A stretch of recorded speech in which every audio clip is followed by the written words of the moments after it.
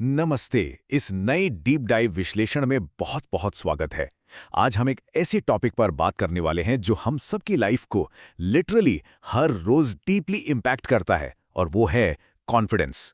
पर एक मिनट, आज किसी जेनेरिक घिसे-पिटे मोटिवेशनल कोट्स या जस्ट बिलीव इन योरसेल्फ वाली बातें नहीं होंगी।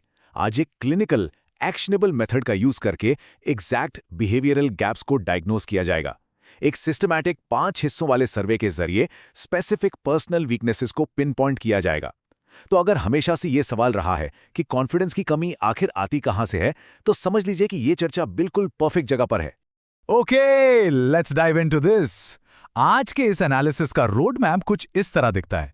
हम कॉन्फिडेंस की एक्चुअल पावर को समझने से शुरुआत करेंगे, फिर एक कॉन्फिडेंस ब्लड टेस्ट लेंगे, उसके बाद हमारा सबसे क्रूशियल हिस्सा आएगा, द 5 पार्ट कॉन्फिडेंस सर्वे, जहां हम रियल वीकनेसेस को डायग्नोस करेंगे, और आखिर में इन्हीं डायग्नोसिस को एग्जैक्ट बिहेवियरल सॉल्यूशंस और डेली रिमाइंडर्स में ट्रांसफॉर्म किया जाएगा। मतलब डायग्नोसिस से लेकर डायरेक्ट प्रिस्क्रिप्शन तक का एक proper structure transition. The power of confidence. सच बताएं तो ट्रू कॉन्फिडेंस अक्सर स्टैंडर्ड क्वालिफिकेशंस की कमी को पूरी तरह से ओवरशैडो कर सकता है। इसका सबसे माइंड ब्लोइंग एग्जाम्पल है क्रिस गार्डनर की रियल लाइफ स्टोरी, जिन पर famous movie the pursuit of happiness बनी थी। सोचिए, एक बहुत ही क्रूशियल जॉब इंटरव्यू के दिन क्रिस सीधे पुलिस की होल्डिंग सेल से वहां पहुंचे थे। ना प्रॉपर कपड़े, ना हालत सही, फिर भी उन्होंने वो पोजीशन हासिल कर ली। कैसे? सिर्फ और सिर्फ अपने अनडिनाएबल कॉन्फिडेंस से। ये स्टोरी क्लियरली इलस्ट्रेट करती है कि कॉन्फिडेंस एक टेंजिबल स्किल है जो किसी भी डिजास्टरस सर्कमस्टेंस को ओवरराइड कर सकती है। लेकिन रियलिटी थोड़ी अलग है, राइट? क्रिस गार्डनर्स के इस अमेजिंग एग्जाम्पल के बावजूद एक्चुअल दुनिया में लगभग 75% लोग पब्लिक स्पीकिंग से डरते हैं, और अराउंड 2/3 लोग दूसरों के एक्सटर्नल जजमेंट से डरते हैं। ये स्टैटिस्टिक्स काफी बड़े हैं, पर यह स्ट्रगल बिल्कुल नॉर्मल है, और आज इसी को नॉर्मलाइज करके इसका प्रैक्टिकल सोल्यूशन निकालना है। Section 2, the confidence blood test. अब इन स्टैटिस्टिक्स को ठीक करने के लिए हम सिर्फ रैंडम लाइफ हैक्स पर भरोसा नहीं कर सकते। जेनेरिक मोटिवेशनल हैक्स बिना किसी की स्पेसिफिक वीकनेस जाने रैंडम टिप्स देते रहते हैं। इसके बजाय हमें चाहिए एक क्लिनिकल डायग्नोसिस, बिल्कुल एक फिटनेस कोच की तरह। एक अच्छा कोच वर्कआउट प्लान देने से पहले एक एथलीट का ब्लड टेस्ट और बीएमआई चेक करवाता है, ताकि समझ सके कि बॉडी को एग्जैक्टली क्या चाहिए। माइंड के लिए भी एक प्रॉपर कॉन्फिडेंस सर्वे बिल्कुल एक डायग्नोस्टिक ब्लड टेस्ट की तरह ही काम करता है। सेक्शन 3, द 5 पार्ट कॉन्फिडेंस सर्वे।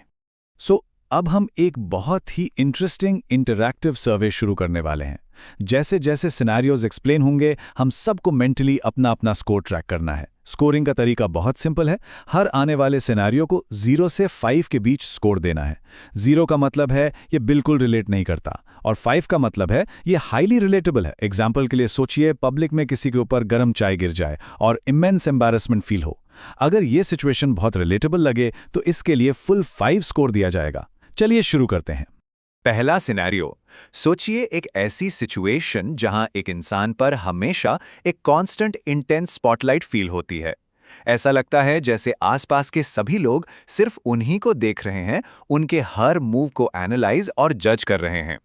इस कांस्टेंट ऑब्जर्वेशन वाली फीलिंग को 0 से 5 के बीच कहां रेट करेंगे? एंड दिस ब्रिलियंटली इलस्ट्रेट्स पहली वीकनेस, फियर ऑफ जजमेंट। ये एक पैरालाइजिंग अजम्पशन है कि एक इनविजिबल ऑडियंस हमेशा प्रेजेंट है और किसी के एक्शंस को इवैल्यूएट कर रही है। साइकोलॉजी में इसे स्पॉटलाइट इफेक्ट कहते हैं। इसकी वजह से लोग खुद को एक्सप्रेस करने से रोकते हैं, यानी सेल्फ सेंसरशिप करते हैं। दूसरा सिनेरियो देखते हैं। अगर कोई किसी क्राउडेड पार्टी में या नए ऑफिस में एंटर करता है, तो क्या वो तुरंत फ्रीज हो जाते हैं? क्या सोशलाइज करने की बजाय वो आई कांटेक्ट अवॉइड करते हैं या फोन के पीछे छुपने की कोशिश करते हैं? इस टेंडेंसी का स्कोर क्या होगा? इसे हम क्लियरली शाइनेस कहते हैं। ये एक ऐसी फिजिकल और मेंटल नमनेस है जो किसी भी इंटरैक्शन को इनिशिएट करने से रोकती है। ये अक्सर इसलिए होता है क्योंकि दिमाग एक परफेक्ट मोमेंट का वेट करता रहता है बोलने के लिए, जो कभी आता ही नहीं। इस वजह से अक्सर नए रिलेशनशिप्स और गोल्डन अपॉर्चुनिटीज हाथ से निकल जाती हैं। अब आते हैं तीसरे सिनेरियो पर, जब पीयर्स या कॉलीग्स अपनी लाइफ की सक्सेसेस शेयर करते हैं, तो क्या इंटरनली एक वीक या इन्फीरियर फीलिंग आती है?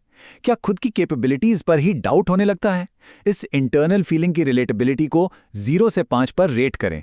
ये वीकनेस दरअसल सेल्फ वर्थ इश्यूज को दर्शाती है। ये एक इंटरनलाइज्ड बिलीफ है इनएडिक्वेसी का। डेटा बताता है कि रफली 85% लोग इससे अफेक्ट होते हैं। इसकी वजह से लोग हमेशा प्रोफेशनल या सोशल ग्रुप्स में अपनी वैल्यू को अंडर एस्टिमेट करते रहते हैं। ये वीकनेस दुनिया के सामने खुद को प्रेजेंट करने के तरीके को ड्रास्टिकली डिमिनिश कर देती है।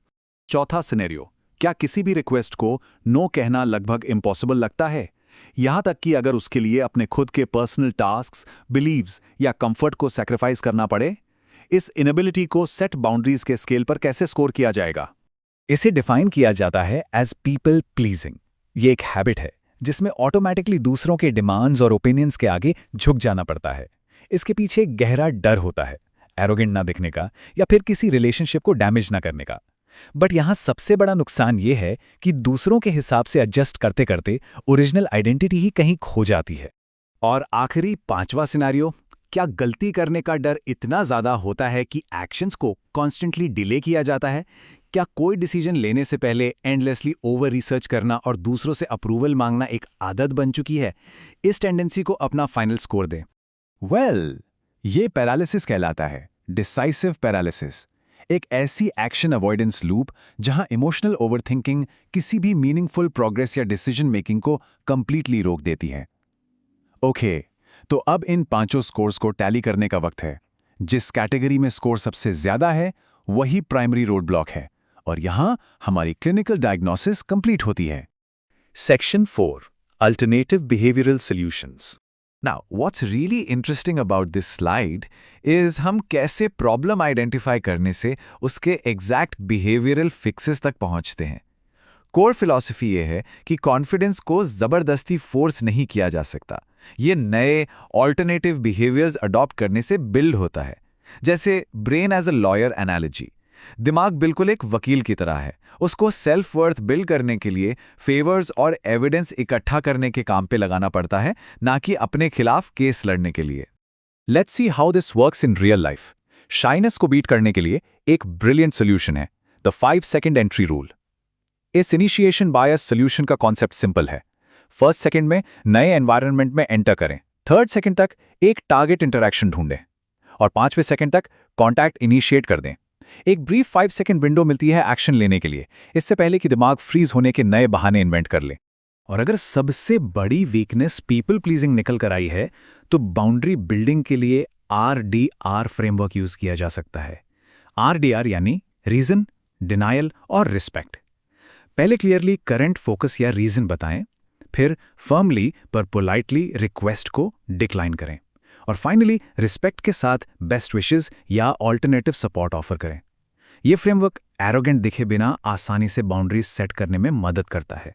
Section 5, 3 daily confidence reminders. इन नए बिहेवियर्स को आदत बनाने के लिए डेली कुछ विविड रिमाइंडर्स रिकॉल करना जरूरी है।